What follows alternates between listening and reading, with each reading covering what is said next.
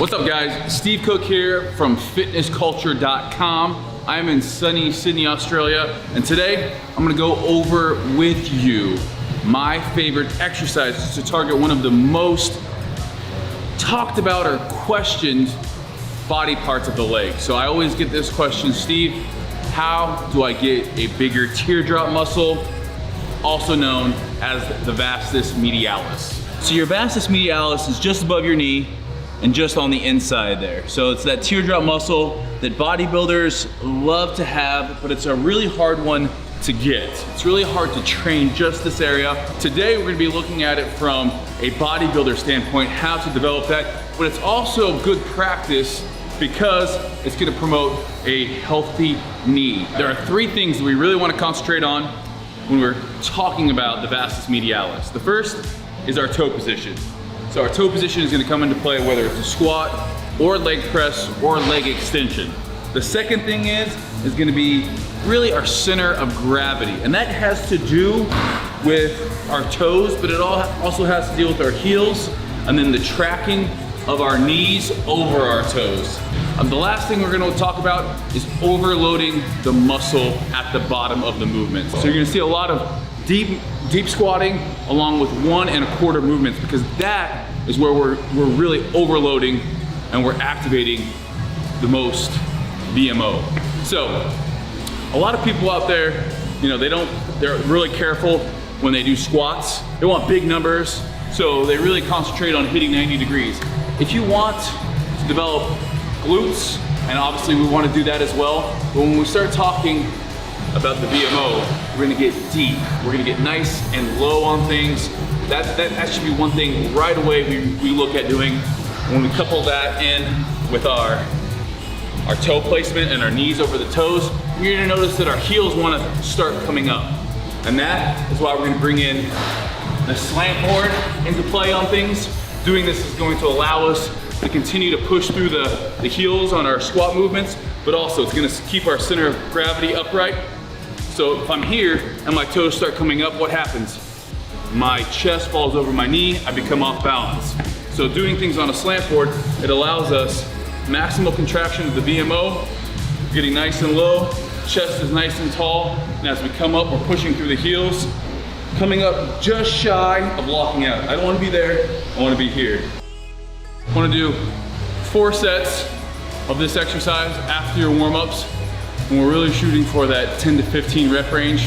As I get, into my sets, I might start at 14, 12, 10, and I try to stay at 10 for these. My goal here isn't to load it up with weight. You can obviously see we don't have a ton of weight on there, but it's all about that control as we go down, and I definitely feel it all over.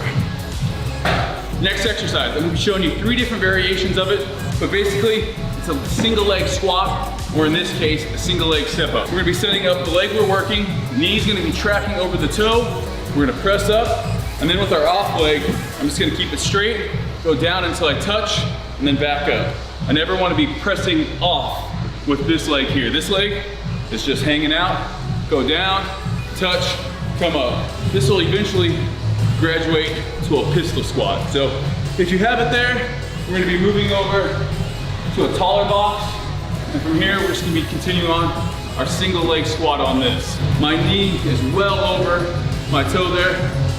Keep your hands out here. Don't wanna use any weight yet. Trying for at least 8 reps. Press up, keeping that knee and toe in the same line. And from there, you can graduate to using a weight. I don't need to do that right now. My legs are tired enough that using body weight on this is just fine, but again, this will translate into if you ever start doing single leg squats, single leg pistol squats. Woo! My flexibility and the fact that I'm a little bit fatigued in the legs right now, pistol squats are a no. Next up in our VMO training is going to be a leg press. Typically, we're just going to be working our legs, doing a standard leg press. Our feet are going to be in the middle. We're just going to drop those to the bottom. You can see my toes are actually elevated on here as well. Nice and slow, down all the way, up a quarter, back down, all the way up. We got 4 sets, shooting for 8 reps of 1 1/4. So it's a lot of time under tension, a lot of maximizing the load at the bottom of the movement.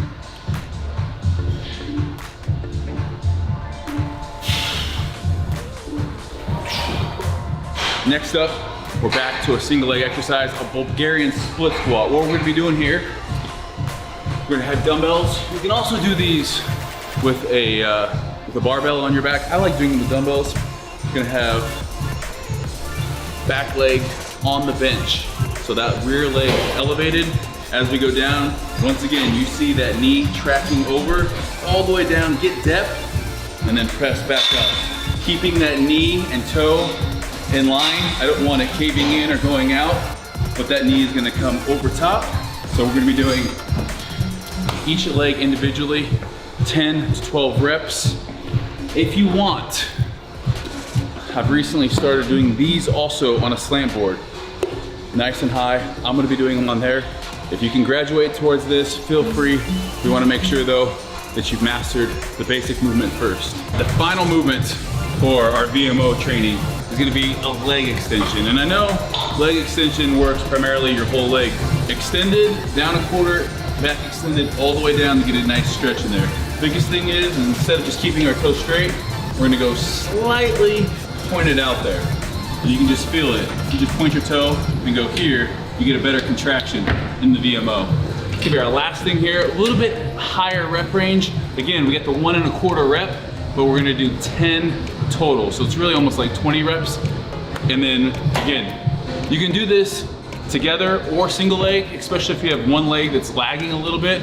I'd recommend doing an isolation and really focusing on doing the same number of sets and reps on each leg, but only going as heavy as that smaller or weaker leg or less defined leg can handle. And that leg might be less defined for genetic reasons, or let's pretend that you're always looking at one leg. I tend to do that with my arms. I always tend to look in the mirror at my left arm.